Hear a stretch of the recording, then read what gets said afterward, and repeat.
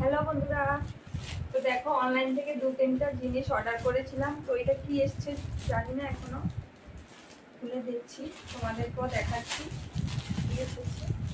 ও,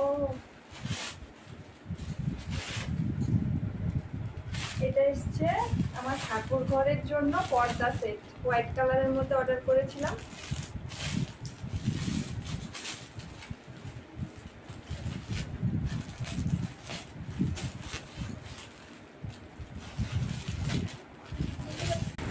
তো দেখো এখানে দুটো সেট আছে ঠাকুর ঘরের জন্য।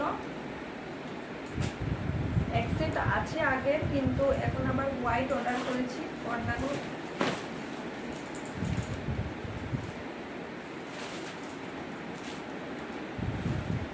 কেমন লাগছে?